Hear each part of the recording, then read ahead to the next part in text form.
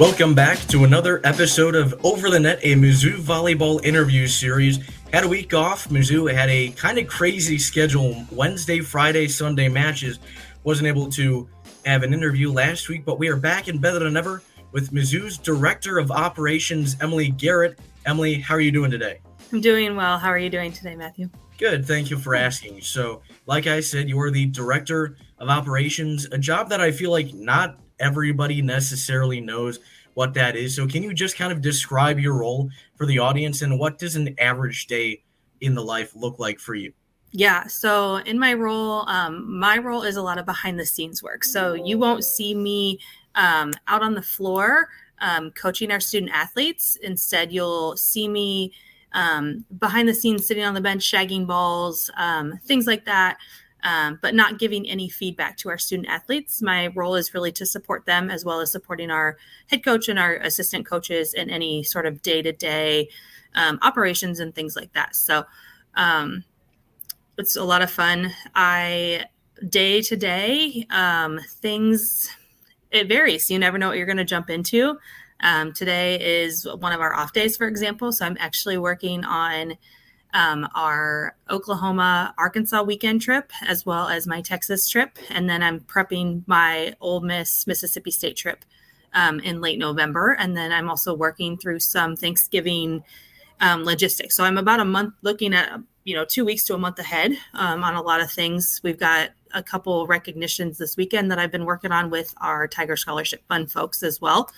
And so just a variety of different things. Today's receipt day, as I like to call it. So getting caught up on receipts and getting those over to where they need to go. So it varies day to day. Sometimes you get pulled in 19 different directions and you have a to-do list, and your to-do list doesn't get done that day, which is totally fine. You just move it to the next day. So it's a lot of fun over here.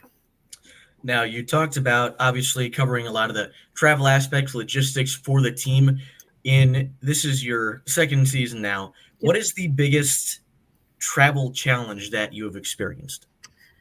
Travel challenge. I would say it was actually last year, our flight to LSU. It was first conference weekend. Our flight to LSU actually got delayed probably about 5 or 6 hours. And so they had some mechanical issues on board, and they actually had to send another plane up from Texas to come and get us. And so obviously with these smaller planes, they are taking a lot of the other volleyball teams around the country and things like that. So we were essentially waiting for them to finish their flight path for the rest of the day. And then they came and got us and took us to Baton Rouge. What happened here is we decided on our end that we were going to just have film and practice here at Mizzou. And then we were going to go down to Baton Rouge, and we were going to go right to the court and just kind of do a quick walk through that day.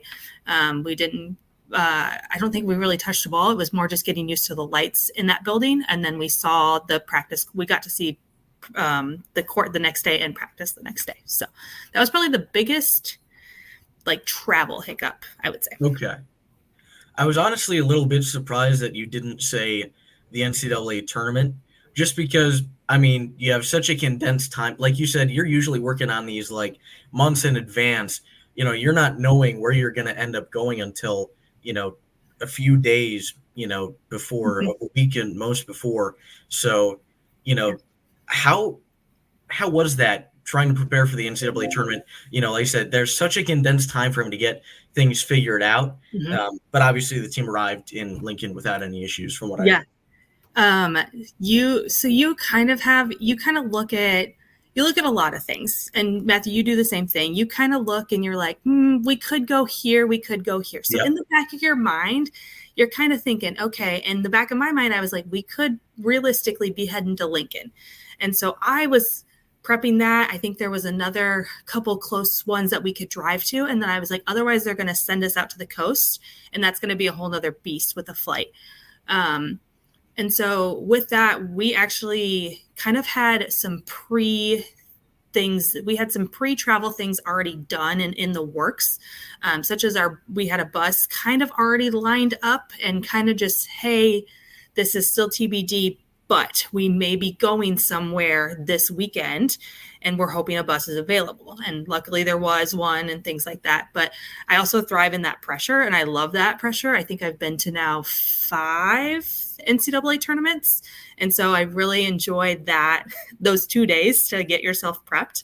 But that Sunday night when you are cranking things out and your team is getting stuff all night long from you about, we're traveling here, this is your meal order form, this is our hotel, all that kind of stuff. So they're getting that stuff probably within 24 hours or less from me. It is also a lot of coordination with the host school. Once the host school knows who the 3 other teams coming are, we're getting a visiting team guide within 2 hours. And so we're knowing exactly where we're going to park our bus, what time our practices are going to be, what time our serve and passes are going to be, all that kind of stuff. So logistically for me, it was just more the travel and the food at that point. And then the host school gave us the practice times. So 5 NCAA tournaments. So you've had a lot of practice with this. I have to imagine that it's a lot easier planning for it now than it was the first time. Yeah, the first time was very nerve-wracking. I was at Illinois State when the first one happened. Yep. And again, you had no idea what you were in for. We went to Marquette that year, and we played Cincinnati with Jordan Thompson, who is now an Olympian and those kinds of things. So that was our first round matchup. And we had actually gone to Marquette that year in preseason. And so I was like, okay, we're going to Milwaukee. I know exactly where we're going. And so that was kind of a blessing in disguise. But you're still like overwhelmed that Sunday night into Monday morning, like what is happening? Yeah. And they actually had an incident at their gym that they had a car that had crashed into their building like 2 days before. Yeah. Okay. Yeah. I remember this. Yeah. Yes. And the car had like gone in the building and then had like basically done like an L down their stands and things like that. And so we were prepping to be playing at the Al McGuire Center, but then they were also looking at other facilities in case they couldn't get the car out, make sure the building was safe and structurally sound. So that was I knew where I was going, but I didn't know if we were going to play at Al or if we were going to play somewhere else. So. Okay. Yeah, no, I actually remember that because my father is a alum of Marquette. So I've been to my fair share of Marquette volleyball matches, and I remember hearing about that, but that's not too bad a drive. That's just like 55 to 294, and you just take that up to Milwaukee. So pretty simple to get to Lincoln too, but a little bit longer of a drive. Yeah.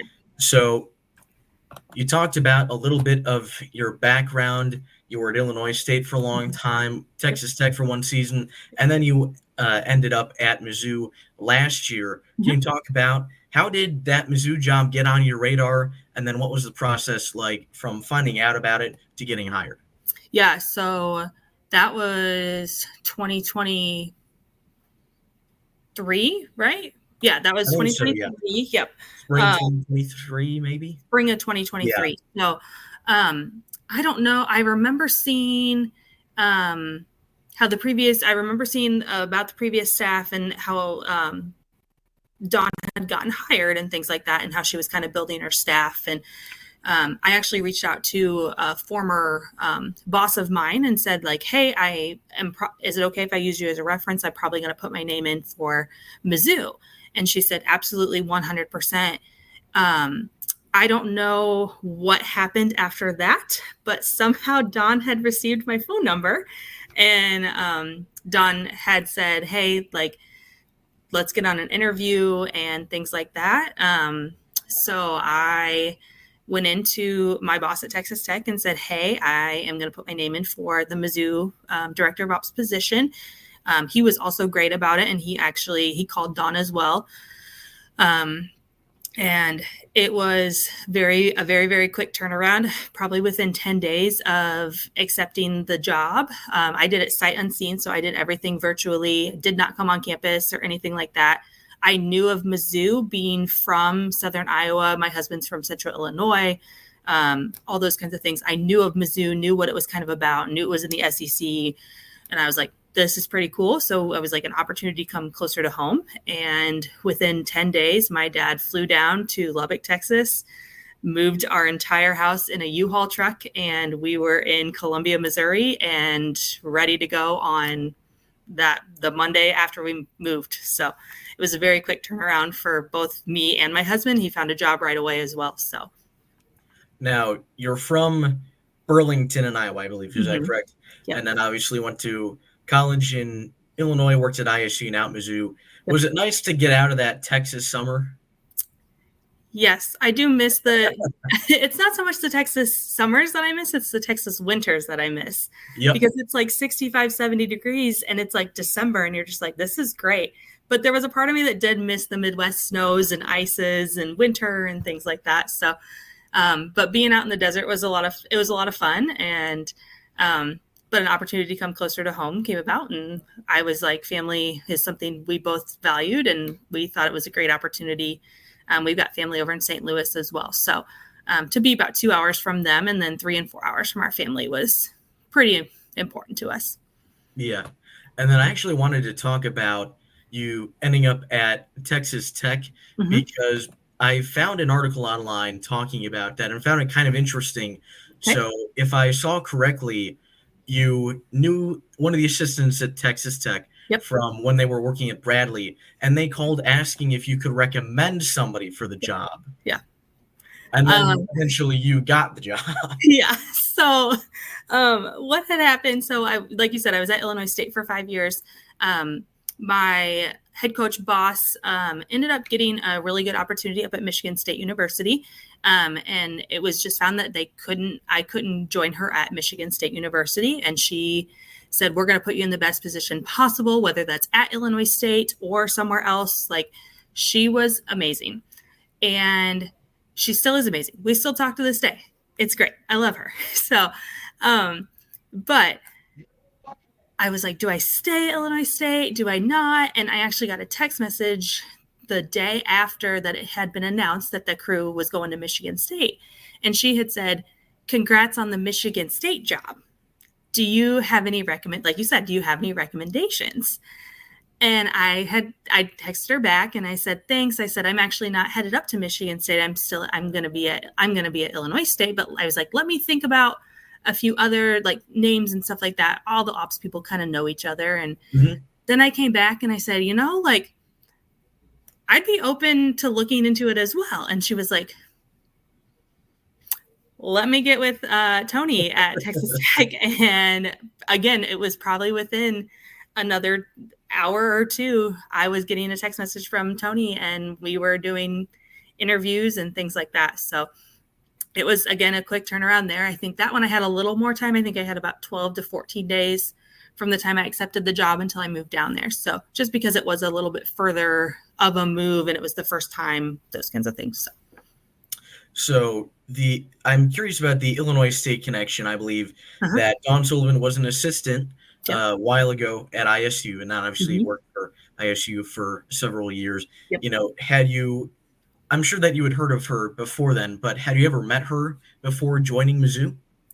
Yes. So this is insane because Don goes, you look really familiar. We were on a Zoom call or something like that, or a FaceTime or whatever that may be. And she goes, you look really familiar. And I said, yeah, we played each other in the first round of the NCAA tournament in the COVID bubble in Omaha.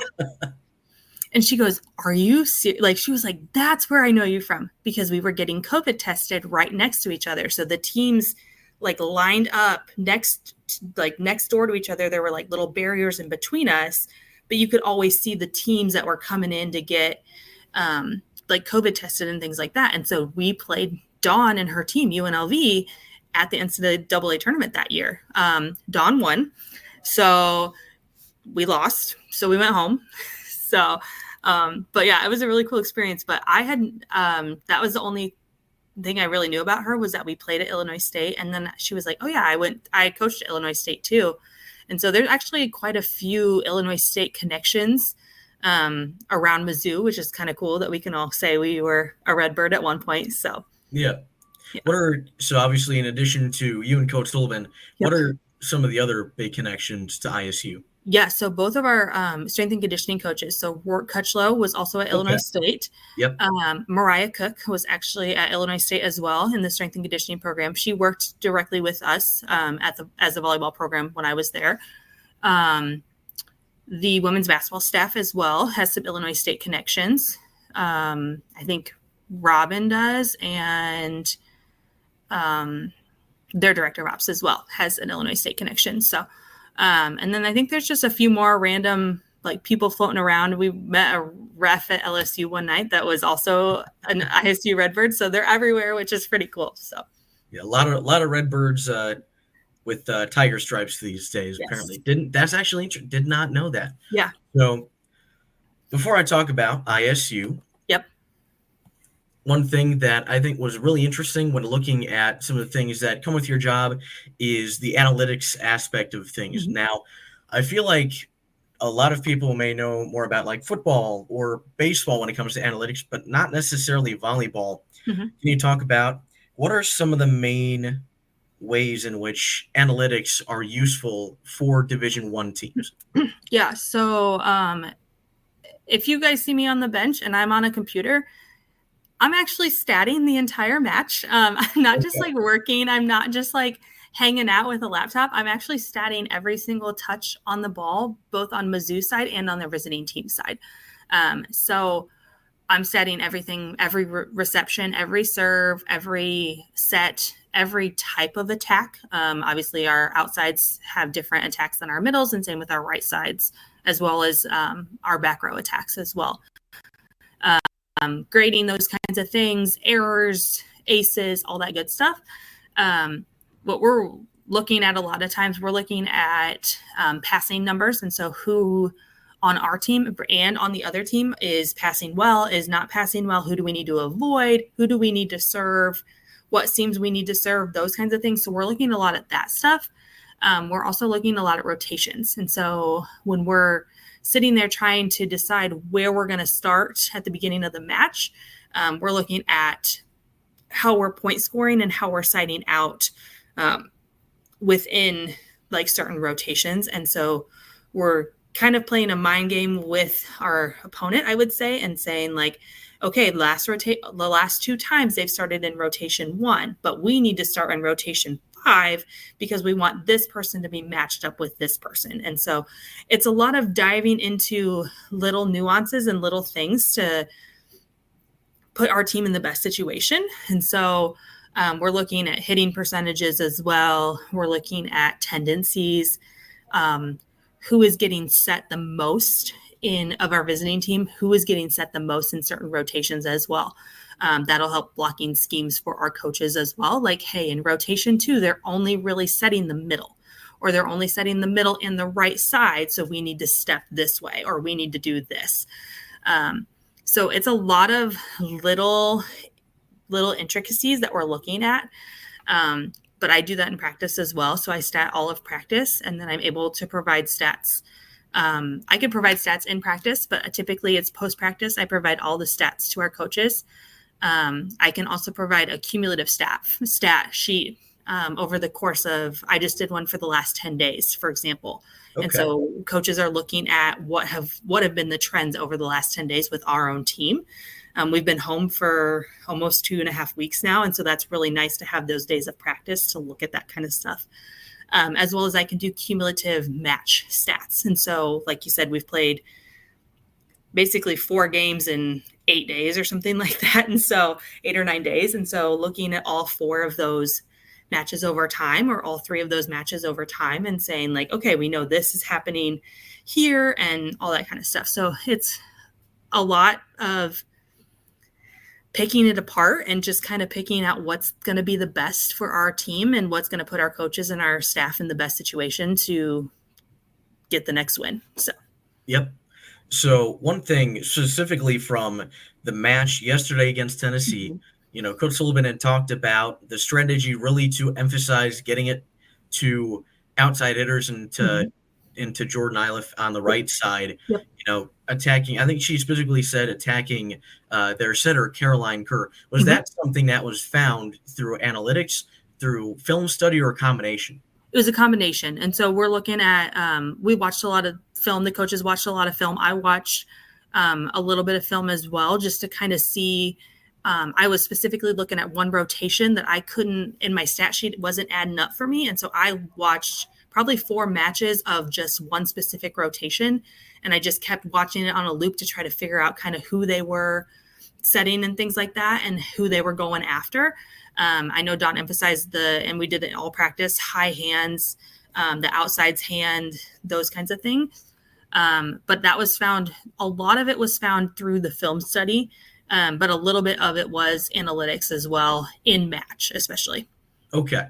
Yeah. And then for people who are more interested in the subject, are there any sites out there that are really good for public information with volleyball analytics? Yeah, so I look at I actually look at the SEC volleyball statistics as well. That has all the public information that's up to date as of this. I looked at it this morning actually, so that's up to date as of October 14th. They update it nightly, I think, or even the next day. So it is up to date, and you can see everything, assists. You can see where each team is standing. I think we're top in hitting percentage when I looked this morning. I think so, yeah. Yeah, and so things like that, you can see like, okay, Mizzou is obviously number 1, but who's floating in number 2? And, hey, they've got Mississippi State coming in next week. Where do they sit? And so you can do a lot of cross comparison there. Our Mizzou website also will have all of our stat sheets on it, and so they can look directly at those as well. They can dive into there's some free trials out there of Data Volley and Volley Station that they can utilize, but that's more in match. That's the stuff we use in match.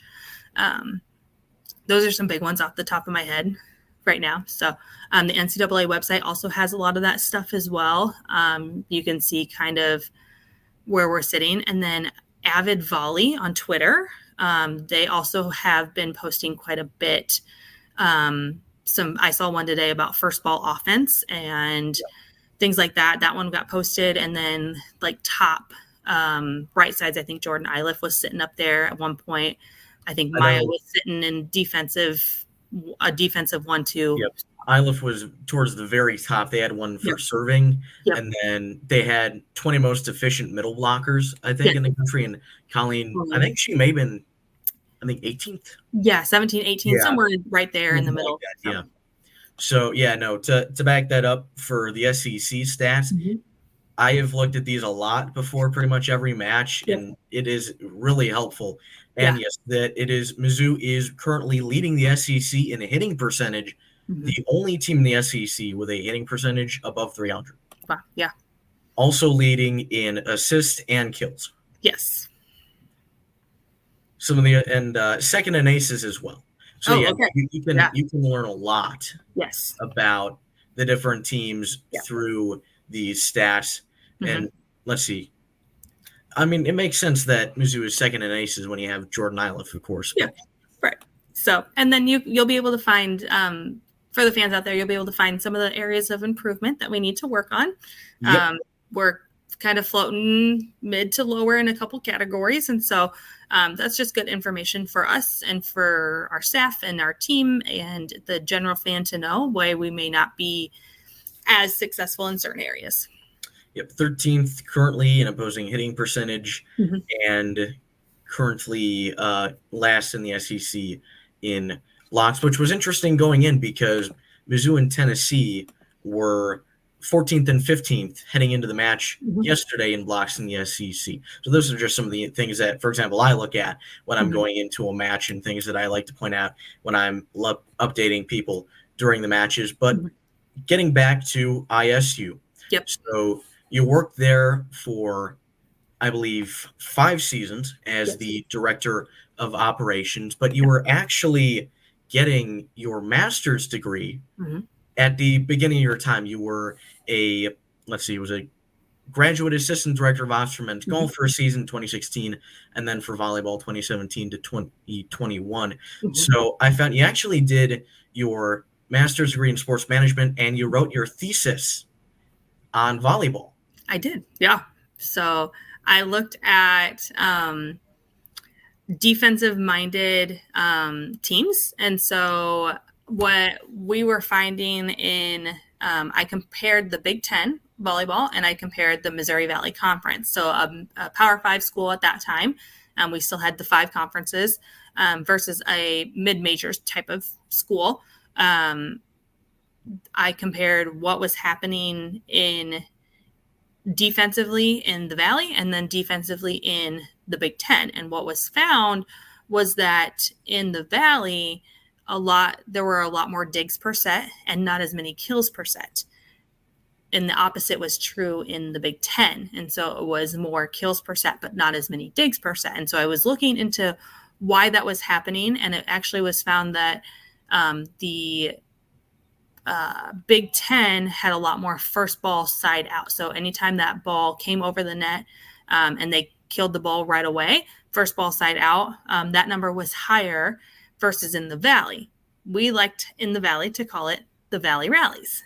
And so the reason that our liberos and our defensive specialists were getting 14 digs per set is because we were just keeping balls in play, keeping balls up and those kinds of things. So it was very interesting just to kind of see why they were falling that way and things like that. And so now being in a Power 5, 4, 4.2, whatever we're going to call it, it's interesting now to see not as many Valley rallies. So yeah, and then so I want to read, this is from the abstract I found on the Illinois State website. Yes. It said, it is hypothesized that the number of digs and blocks per set will play a significant role on the conference championship side of this analysis. But when it comes to the NCAA championships, it is hypothesized that the offensive-minded teams will take over.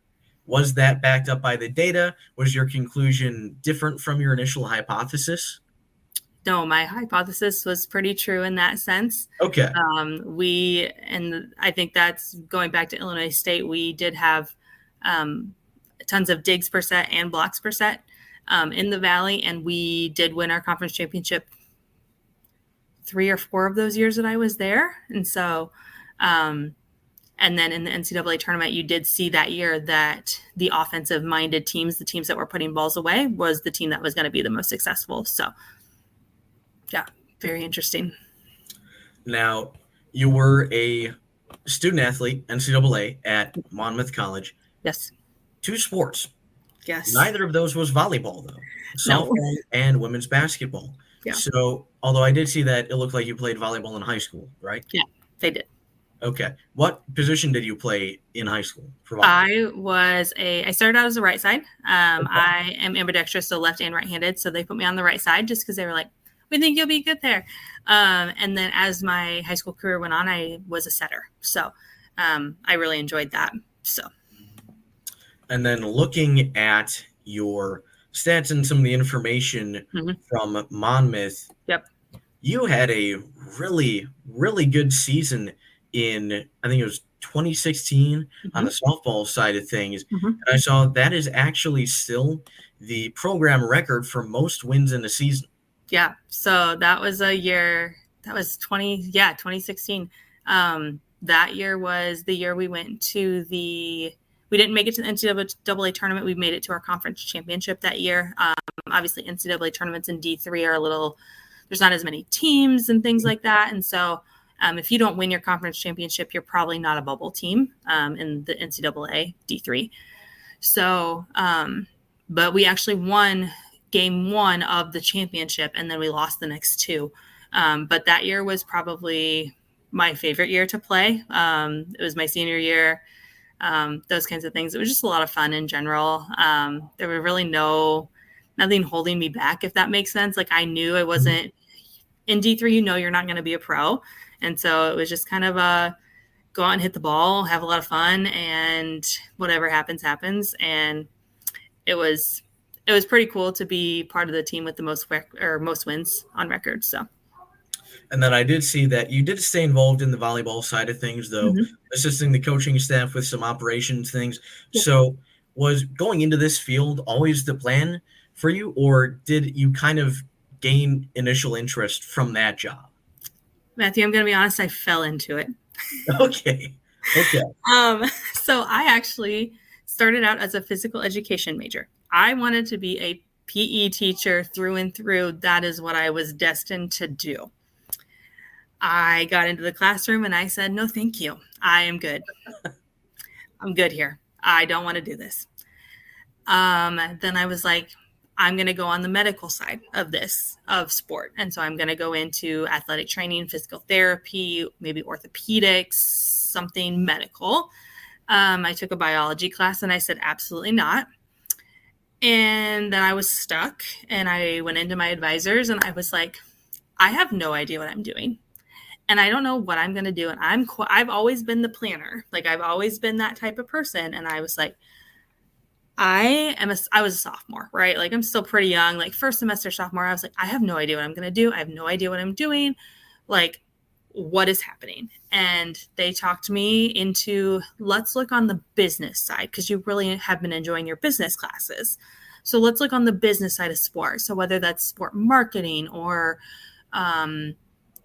working in a business office, looking at compliance things, like let's get you some experience in our athletic department. And so actually my freshman year, I was doing a work study with our front desk associates at Monmouth, doing paperwork and things like that and some compliance things. And I didn't have much to do one day and I was sitting in the back room and the volleyball coach came in and I think it was the end of volleyball season, maybe November, December that year. And she goes, what you doing? And I was like, working on a project for one of my classes. And she goes, do you know how to cut video? And I was like, I'll figure it out. Like, that's literally how it started, was like, I'll figure it out. She's like, we're getting ready to have our banquet next week. And I need video cut for this like banquet, like highlight video. And I was like, yeah, I'll figure it out. Like, not a big deal. And so it really wasn't a big deal. It wasn't that like, to me at that point, like it's not as advanced as it is now.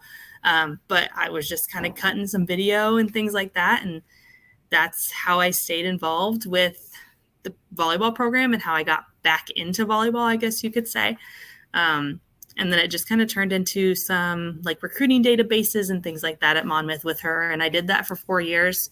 I line judged every volleyball match as well. So I was around the game as well and just kind of learning things again. So you say you line judge. Was that for in scrimmages or actual competition?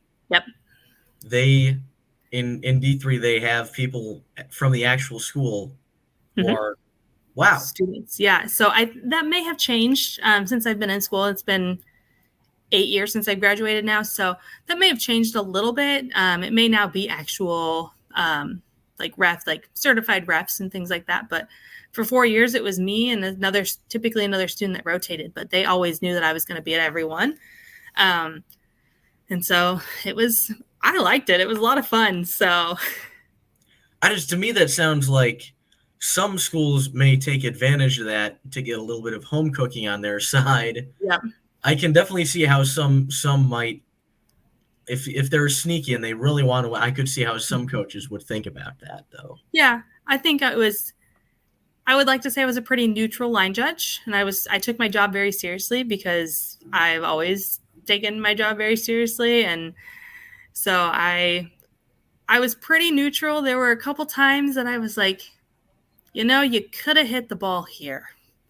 And she was like, yeah, you're right. Like she watched the film the next day and she was like, you're right. Like I probably could have. So just things like that. But for the most part, I was pretty neutral line judging all those games. So I got a few huffs and puffs from our crowd sometimes because the student section knew it was me and thought I made a bad call, or how refs get a bad rap sometimes. So yeah, no, as somebody whose father used to be a high school basketball referee, I've heard plenty about that.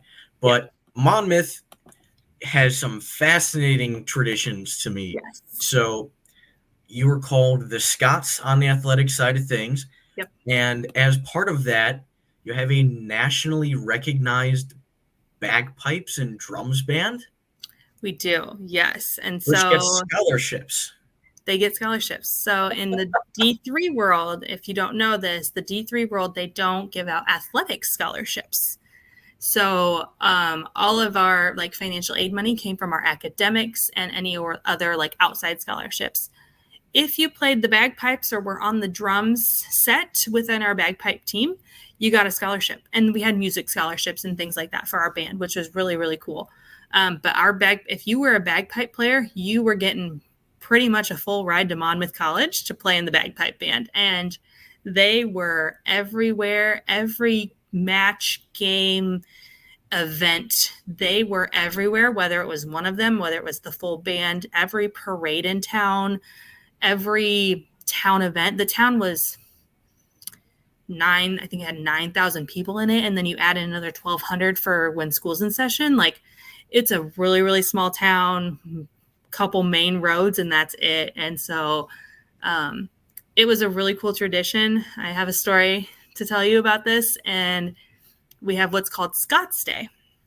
And it's a day off from classes. And essentially it's an academic day where you present on any sort of topic, any sort of research you've done. They've got Scott's Day softball, so slow pitch softball, which my team won my senior year. Thank you. And just a bunch of events on campus. It's really, really cool. I lived on the first floor, actually, my junior year, right by the door to the building. And it's like probably 4:30 in the morning. Uh-oh. We're all asleep at this point. We're like, someone is like knocking, banging on our window. And we're like, we know it's Scott's Day tomorrow. Like, we know it's Scott's Day in the morning. We're like, what is happening? Like, what is going on? Like, somebody's like definitely trying to get in the building. Again, it's like 4:00. We thought somebody was like coming home or whatever, like needed in the building. So we didn't think anything of it. We open up our window, the bagpipers, and we're like, Oh, what? no. They walk through your dorm at like 5:30 in the morning to wake you up. And so they're like getting prepped in like the dorm, walking every floor, every room, knocking on the doors. It is so cool. But you're like, it's 5:30. Like, please don't. I would not be happy. Yeah, but it was a lot of fun, and it was really, really cool. It was really unique and things like that. So the bagpipers they're pretty cool, and you hear them like even to this day. When you hear them, you're like, did you go to Monmouth? Like, so. So you said, were there bagpipes at the matches, the volleyball matches? There were, yeah. So we always had one bagpiper, and it's think like intro song. So they would be playing like our school fight song during like intros and things like that. So they always had a bagpiper there, but then they would typically leave, like they wouldn't play during the match or anything like that, but it was definitely pre-match. They would be out there playing and things like that.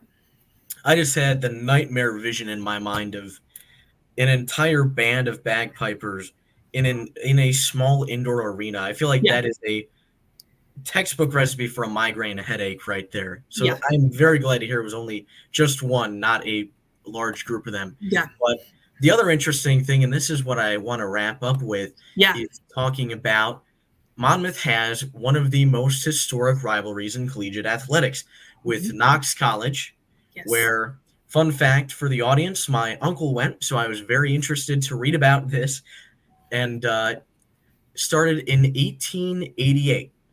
And they played for a bronze turkey, which is fascinating. Although before we get to the football side of things, I would like to note I went back and I believe that on the softball side, you did go undefeated in your career against Knox College. We did, yep. And I'm sure is something that was a very, very happy moment for you. It was a very proud moment. I know in basketball we didn't win every single game there, but in softball, we definitely won. That's something that we at Monmouth definitely prided ourselves on. And I know at Knox, they also pride themselves on beating Monmouth.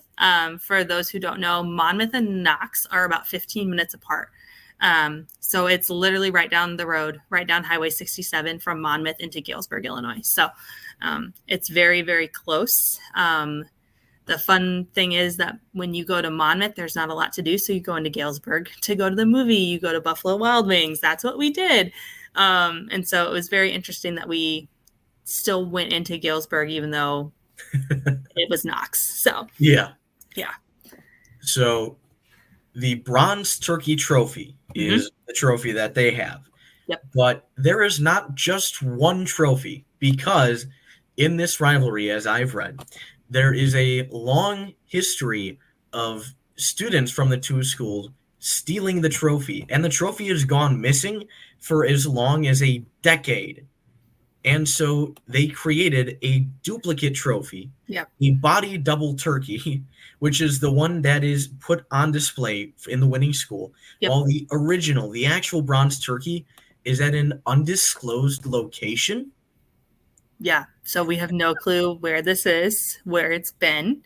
Again, I graduated 8 years ago, so it's been gone since at least my freshman year of college. No clue where that turkey is, where it could be anything. It's probably somewhere in between Monmouth and Galesburg, to be honest. Or it's somebody took it home and just has it as a keepsake forever. So we'll see where maybe it'll pop up one day again in 20 years or something like that. So, but yeah, that's a really cool tradition.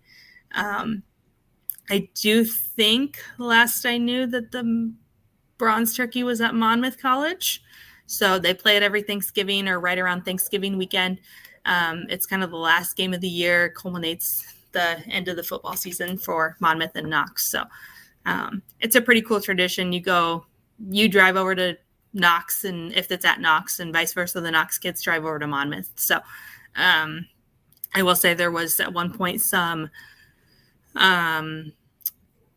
like graffiti, and people would do things. There was TPing happening. There was a lot of different things that the other rivalry school, when they came onto campus, would do to the other's campus. Nothing bad, but just, they would get after it at each school. So, Although there is a history of slightly more extreme pranks, I think my favorite moment that I read about was 1955, where it looked like somebody stole the Monmouth scoreboard the night before a game. Yep. And Monmouth students went to Knox planning to paint beat Knox signs on their sidewalks and burn a giant M into the grass. But they mistook the Knox County Courthouse for part of the campus and accidentally set a statue on fire of a Civil War nurse. Yeah. Like I said, they do some things. Sometimes each school is not the brightest at what they do, but it's a lot of fun, and you just kind of roll with it. And it's kind of the bronze turkey is the rivalry, but I think it culminates every sport, and every sport is kind of out to beat Knox. There were some choice word shirts that went around when I was a student athlete there as well. And so that was, everyone had one, and everyone wore it for the Knox Monmouth games. And that shirt has been in the trash for 8 years. So I don't know where it's at. It's in some landfill probably. So, but everyone had one, and it was just kind of the thing. And it was fun. It was fun to have a rivalry at that level, if that makes sense. Like, yeah, a lot of at these bigger schools, you do have your rivalries and things like that. Like, we got bragging rights with our basketball program. So Illinois, Mizzou, Kansas, those kinds of things and all that stuff. But to have one at the Division III level that's that old and that prominent and that well-known it's pretty cool, pretty unique to be a part of. So. Yeah, absolutely. I feel like after learning about this, going to a Monmouth Knox game is definitely on the bucket list now. Yeah. Alongside D3, you think Williams Amherst, you think Wabash DePauw, and now I will also think of Monmouth and Knox. Yeah. So those are all the questions I have for you. We have covered a lot of ground from volleyball analytics all the way to stealing bronze turkeys. I feel like that is a very wide range of topics for an interview. But as we wrap up, is there anything as we close that you would like to say to Mizzou fans? Keep supporting Mizzou Volleyball. We love you guys. The crowd, it's like everyone has said this week, the crowd has been electric. The Hearns energy is electric. It's something our team thrives on. And so if we can keep the fans coming in every week, you're going to get a good product from our team, and you're going to have a really fun time in our environment at the Hearns. So. that is going to do it for today's interview. Next opportunity to watch Mizzou Volleyball is going to be this Sunday against Mississippi State. It's the final match of that 4-match homestand. It's going to be at the Hearn Center at 2 p.m. as the Tigers look to go 4 straight wins and improve to 4-2 in the SEC. Thank you very much for listening to this episode of Over the Net, a Mizzou Volleyball interview series with Emily Garrett. We will, hopefully, unless anything goes wrong, be back next week as well. So make sure to continue tuning in and, of course, to listen to Majority Rules, Rock M's Olympic Sports podcast. Thank you for listening, everybody. Thank you, everyone, for tuning in to Rock M Radio, a proud partner of Fans First Sports Network. Rock M Radio is the official podcast network of Rock M Plus, a new and exciting subscription service provided by me and the other voices of Rock M Radio. Please take a few moments to head over to rockm.plus and sign up for an account today. The cost is only $5 a month, and the benefits include access to our live podcast, a subscriber-only message board, weekly newsletters, and more. If you enjoyed this episode of Rock M Radio and would like to see more just like it beamed directly into your personal device, make sure to click the subscribe button below and tell your friends. Our podcast feed is available through the Apple Podcast app for iPhone, Google Podcast app for Android, whatever app you listen to your podcast. You can also find Rock M Radio on Spotify. If you're looking for a podcast about your favorite team that is not the Missouri Tigers, Fan First Sports Network is your answer. A full podcast network loaded with the team-specific podcasts covering Major League Baseball, the NFL, NHL, NBA, MLS, and more. And we'll be back with more episodes of Rock M Radio coming to you soon.